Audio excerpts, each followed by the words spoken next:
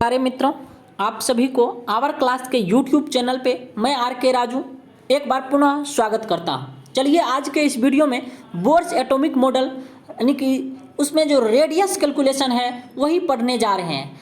Bohr's atomic radius calculation, radius के लिए आज हम लोग डेरिवेशन देखेंगे। ये आपके एग्जाम में जैसे IIT, नीट, उसके बाद आपका कोई भी बोर्ड एग्जाम हो, उसके बाद आपका ये पॉलिटेक्निक का एग्जाम हो गया, जो जिसमें बोर्स एटॉमिक रेडियस है उसमें कैलकुलेशन, यदि थ्योरी पेपर है कैलकुलेशन के लिए ज़रूर पूछता है, इसीलिए आपको ये वीडियो ज़रूर देखना चाहिए। चलिए मैं बिना देर किए हुए स्टार्ट करते हैं। चलिए, बोर्स एटॉमिक रेडियस को जानने के लिए आपको दो इक्वेशन जो दिए थे, उन्होंने बोर्स एटॉमिक मॉडल में ये दो इक्वेशन ड्राइव हुआ था। ठीक, वहाँ ये दो इक्वेशन ड्राइव हुआ था और इसी दो इक्वेशन के मदद से आज हम लोग बोर्स एटॉमिक रेडियस कैलकुलेशन ज्ञात करेंगे। रेडियस कैलकुलेशन की सिर्फ और सिर्फ यही दो इक्वेशन की ज़रूरत है। यदि आप बोर्स एटॉमिक मॉडल नहीं देखे हैं तो जाकर देख भी सकते हैं, देख लीजिएगा तो आपके लिए बहुत अच्छा बेनिफिट होगा। नहीं भी देखेगा, चलिए इसका आज भी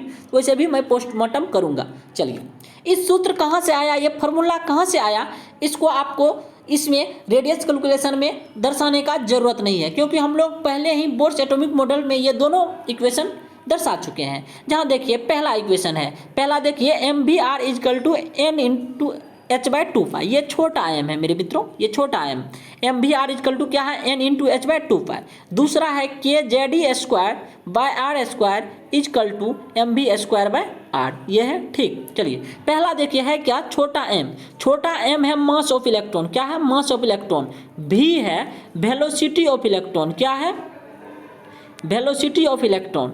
उसके बाद r जो है ये रेडियस है, क्या है, रेडियस। ये रेडियस देखिए बदलता रहेगा, सारा ऑर्बिट के लिए अलग अलग रेडियस होगा। जैसे मान लीजिए ये न्यूक्लियस है, पहला ऑर्बिट के लिए अलग रेडियस होगा, दूसरा ऑर्बिट के लिए अलग, तीसरा ऑर्बिट के लिए अलग। सबको आज हम लोग कैलकुलेशन करेंगे, बाद में आपको एक न्यूमेरिकल भी बताएंगे। चलिए ठीक है, भी क्या है, वेलोसिटी है।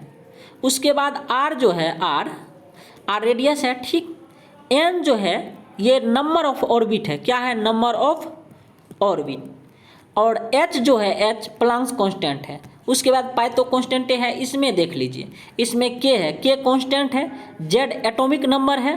ठीक, e जो है चार्ज ऑफ इलेक्ट्रॉन है, क्या है, चार्ज ऑफ इलेक्ट्रॉन। m जो है बताइए दे मास, r रेडियस। ठीक, चलिए अब हम लोग क्या करते हैं, स्टार्ट करते हैं। चलिए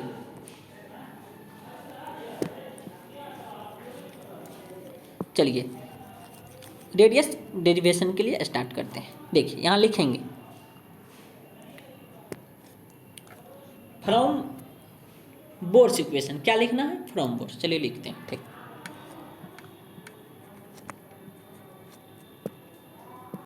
चलिए फ्रॉम बोर्स इक्वेशन।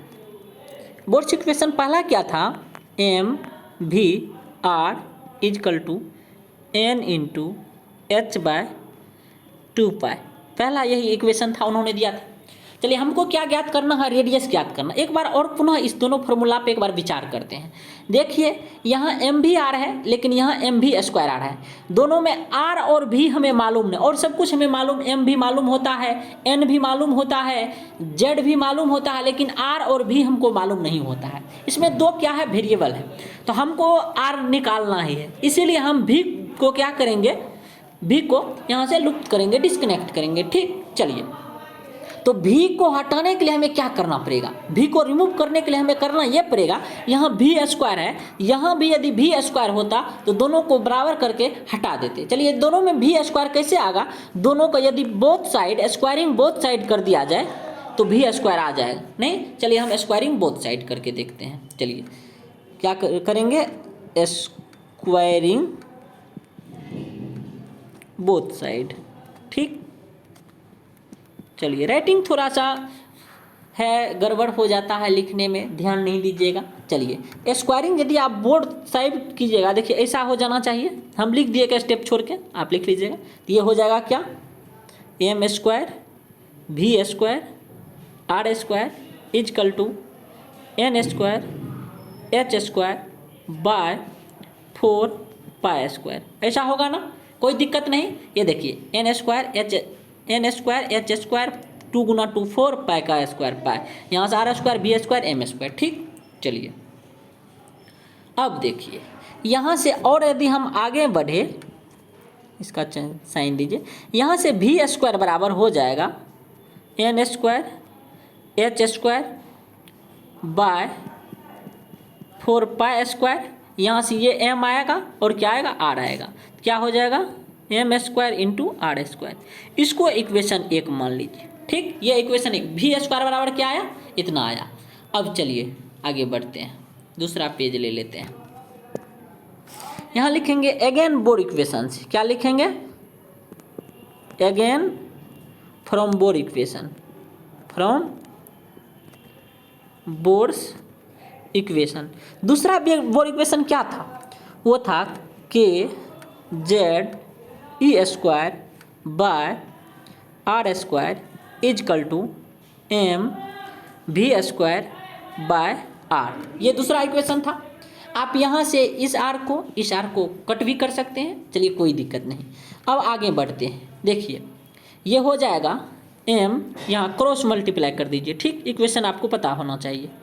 भी स्क्वायर इजकल टू हो जाएगा, आर भी आएगा, यहाँ आर बचा है आर इजकल टू के जेड ई स्क्वायर। ठीक, यहाँ तक कोई दिक्कत नहीं।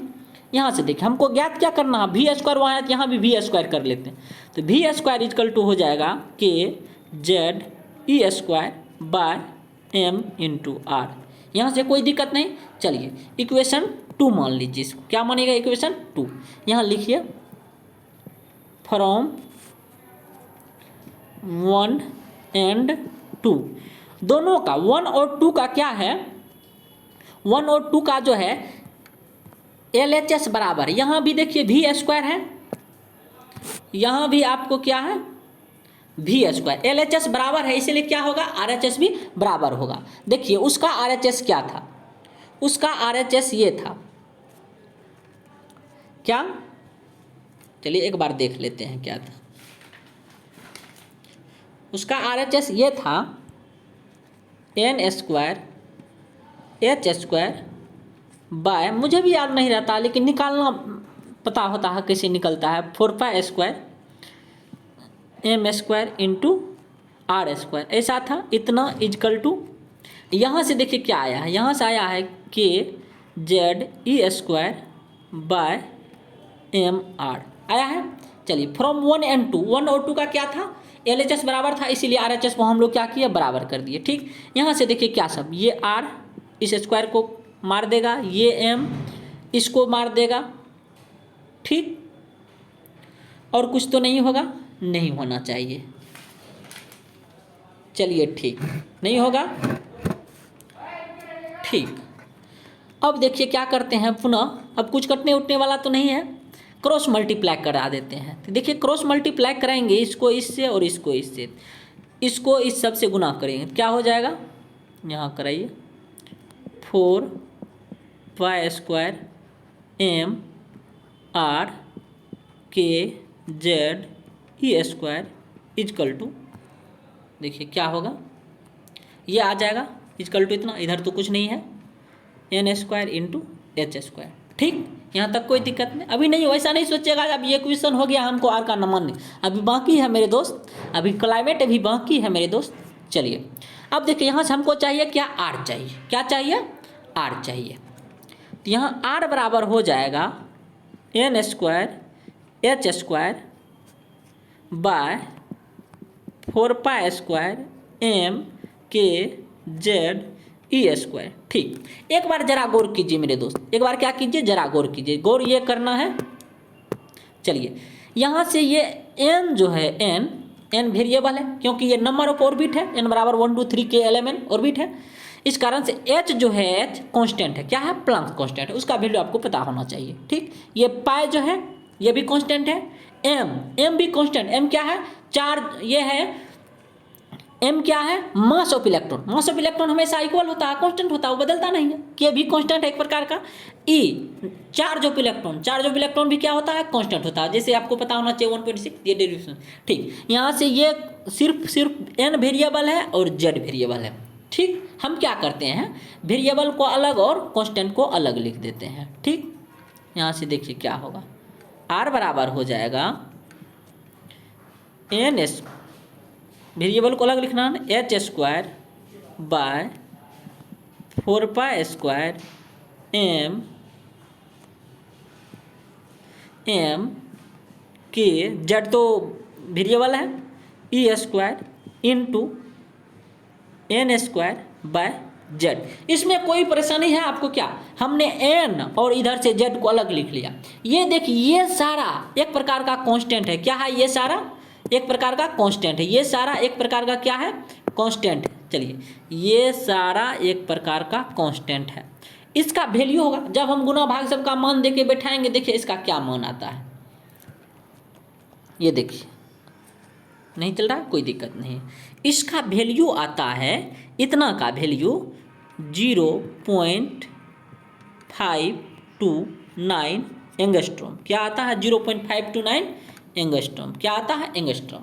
ठीक, ये नहीं है एंगस्ट्रॉम है, एंगस्ट्रॉम चल नहीं, कलम नहीं चल रहा। ठीक, चलिए अब अगला पेज हम ले लेते हैं, क्या आया 0.529 into N square by Z square, इसका वैल्यू आया 0.529। चलिए तो आर बराबर आया है R0 into N square by Z square. ठीक, R0 का वैल्यू कितना है, जहां R0 इजकल टू है, क्या है R0 equal to, R0 equal to here h square by 4π² m k e square है। ठीक, आर का वैल्यू है, जहां R0 बराबर है, इसका वैल्यू कितना है 0.529 एंगस्ट्रॉम। ठीक, अब देखिए तो इस प्रकार से आर बराबर क्या हो गया, आर बराबर हो गया 0.529 into N square by Z. क्या हो गया N square by Z. This is the very must equation, this is the very must equation.